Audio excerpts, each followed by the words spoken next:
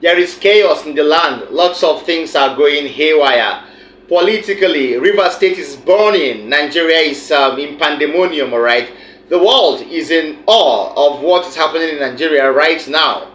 Yes, I will bring you updates bit by bit. I confirmed my update in the morning of 6 days ago when I told you that the governor of Rivers State, Siminalayi Fubara, is actually under spell. Yes, let me say under the spell of Nyesom Wike. He doesn't take decisions without consulting his predecessor. And today, this morning, I confirmed that update. Okay, so you don't have to take the updates we give here for jokes, right? I will get to that. Before I get to that, it is on a sad note that I'm announcing, or I announced, that the Federal Bureau of Investigation, FBI, in the United States have backed down from releasing Bola Ahmed Tinubu's criminal records. Yes, in a turn of events, they have backed down from releasing his 2,500 document or page criminal records as earlier stated in the FOI. Alright, that's sad. Merriment and excitement for Bola Tinubu and his camp, because this has been what they have been praying for a very, very long while now. Alright, so I'm going to give you the details of that particular update, although it's on a sad note, but there is nothing we can do about it at this time. Maybe until another FOI is filed, who knows. Alright, so let's delve into it. The update reaching us says that in what appears to be a face-off and in what also appears to be a return of favor, the United States of America Federal Bureau of Investigation, FBI, will no longer release documents on Bola Ahmed Tinubu's crimes in the United States. Instead, the Bureau will only release documents that does not have Tinubu's name in any crime in the US, according to the court filing today. The FBI and 5 other agencies had agreed to release documents earlier on related to the crimes committed by Bola Tinubu while he lived in the US. The FBI's turnaround may not be unconnected with the Supreme Court ruling that affirmed Bola Ahmed Tinubu as duly elected president. Sources in Washington, D.C. revealed to us that the Joe Biden presidency may not be comfortable with the FBI release of incriminating documents against Tinubu, as that might actually go further to jeopardize US several interests in Nigeria and West Africa.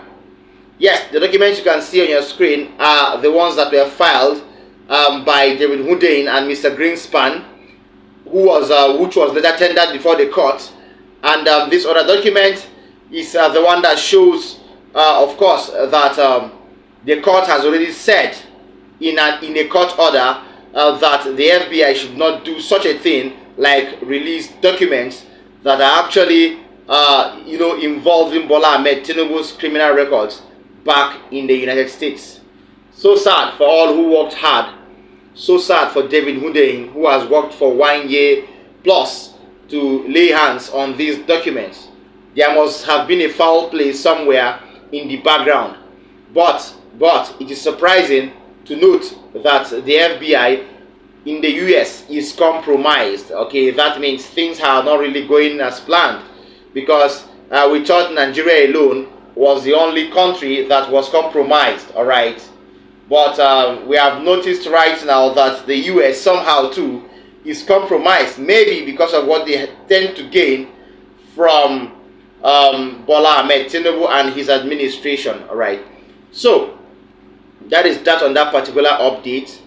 I want to go straight to the next update. In a change of trend of events, there is fire in Rivers State. I have brought that update earlier, and I explained why it is so. All right, I brought you updates. I told you 6 days ago about the present governor Fubara's alleged loyalty to his predecessor Nyesom Wike lots of things have played out in the background, and I think this time around, Siminalayi Fubara has come out to say he's sick and tired of playing the servant while Nyesom Wike, plays the music, all right, or while he plays the boss. This should actually be the change or the reason to the change of trends of events in Rivers State. Allegedly, the House of Assembly has been burnt down. There are members of the House that were actually trying to move against the governor, and they have been singled out in the trend of events. There is now a new speaker of the House of Assembly, and then surprisingly, the 23 local government area chairmen in Rivers State who have been known to be loyal to Nyesom Wike have all been sacked by the governor. Yes, that means there is somebody who owns power, really. Okay, and then lastly, I would love to say that the chief judge or the chief justice of Rivers State, talking about Justice Simeon C. Amadi, has also been sacked. That is funny, all right? These are the people who are loyalists of Nyesom Wike. But we have had lots of stories, and some sources are saying Nyesom Wike actually demanded for 2 billion naira each from a month. Yes, 2 billion naira each month from Siminalayi Fubara, which is supposed to be like an agreement between the two people, which really took place sometime. All right, but Siminalayi Fubara has come out to say, I will not honor such agreements again. Maybe the people of Rivers State may not have anything left if I continue to give you 2 billion naira per month. All right, so I will allow you watch a video. This video has the governor of Rivers State while he was really addressing the issues on his first visit to the House of Assembly after he was served with the news that the House of Assembly was on fire. All right, he was really sad in this video, and I would love you to really look at this, and then we'll take a brief analysis after the video. Stay tuned. Let me say the good people of Rivers State. It's very unfortunate, very, very unfortunate that we should be experiencing this kind of thing again. After about 9 years ago, when we had a similar experience, I got information, distressing information, very late yesterday. And I said this morning, I will come and see for myself. The truth about it, in our dear state, everybody who knows me knows I'm a peaceful person. Yes. It is clear. I know that. For any reason. Even if I'm aware that there is plot to impeach me for whatever reason, I'm not bothered about it. But I'm worried that a facility like this that we use taxpayers' money to do will be destroyed for selfish reason, just to please somebody. It's unfortunate. Very unfortunate. I'm calling on the security agencies. From what I've seen, the security agencies even compromised. Exactly. They were shooting at me. Yes, sir. I saw it. For the tear gas to the governor. They were shooting at me. This operation was shooting at me directly. But it doesn't matter. It's a pity. Somebody will die one day. Yes, and I'm ready to die with you. Okay, that was that there. Well, but if you ask me, I don't think there should be godfatherism in Nigerian politics anymore. This is actually one of the root causes of what we're experiencing right now. All right, I feel that anyone who has a godfather should either come into power legitimately or he faces the wrath. All right, that is what is happening right now. Yes, I guess they had a clandestine relationship and something happened in the background that we don't know, and now we are hearing of the repercussions or the consequences. It's none of our business if something happened in the background and we never knew. Okay, but I would say kudos to Siminalayi Fubara for taking the bull by the horn. I want to see Wike's reaction. I have a video on his reaction too, but I want to lay my hands straightly on what he will say behind the scenes, and that is his real reaction. The one on air may not be his reaction. Yeah, finally, the presidential candidate of the People's Democratic Party, Atiku Abubakar, within today, Monday, the 30th day of October, gave a press conference, or he granted a world press conference. This should be his second in the space of 2 weeks.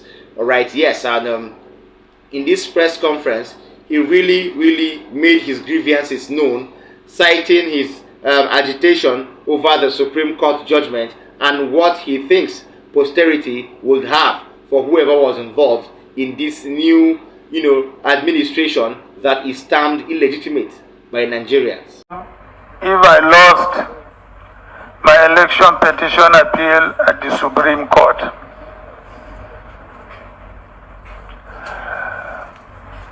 in response, I said that as long as Nigeria wins, the struggle would have been worth the while.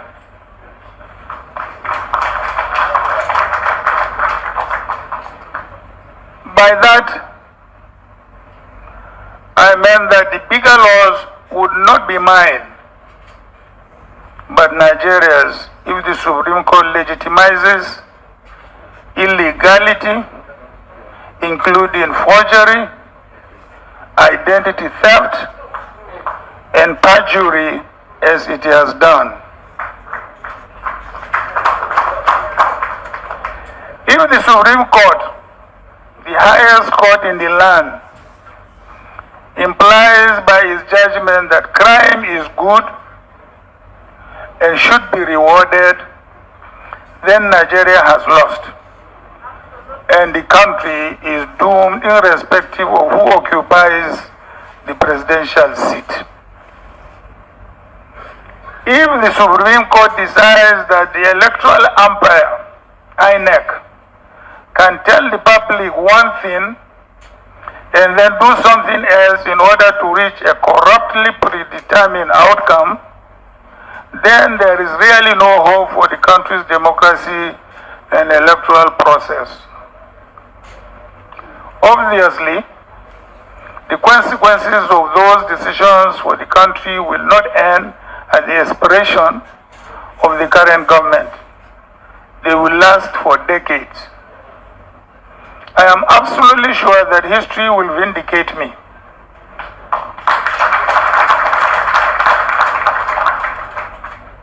We now know what the Supreme Court has decided. At critical points in my political life, I always ignored the easy but ignorable path and choosing the difficult but dignified path, the path of truth, of morality, of democracy, and the rule of law. I always chose freedom over servitude. Whatever the personal discomforts my choice entails. When I joined politics, the critical challenge was easing the military out of power so that civilian democratic governance could be restored in Nigeria. It later became a very defining struggle. Okay, that was Atiku Abubakar there. That was a brief cutaway from his long press conference, okay? I would not like to say much on his press conference because I think he has said lots of things in the past, and Atiku Abubakar is surprised that at this point in time in Nigeria, there are still judges in the Supreme Court that turn blind eyes to evidences, okay? And lots of things he said in that particular world press conference. I think Atiku wants it to go down in history that he discovered XYZ, and then he revealed some part of the information to the world and to the Supreme Court, information about Bola Tinubu's certificate forgery and identity theft, and the Supreme Court did nothing about it. So sad that we had ourselves, or we have seen ourselves in such a country where lawlessness has become the cause or the talk of the day. All right, thank you so much for staying with us. I would love to urge you to like our videos, share them. Don't forget to drop a comment for us in the comment section. If you're watching me for the first time, please tap the subscribe button as well as the notification bell so that when I drop a new update, you will be privileged to be amongst the first people to know. See you next time. Bye.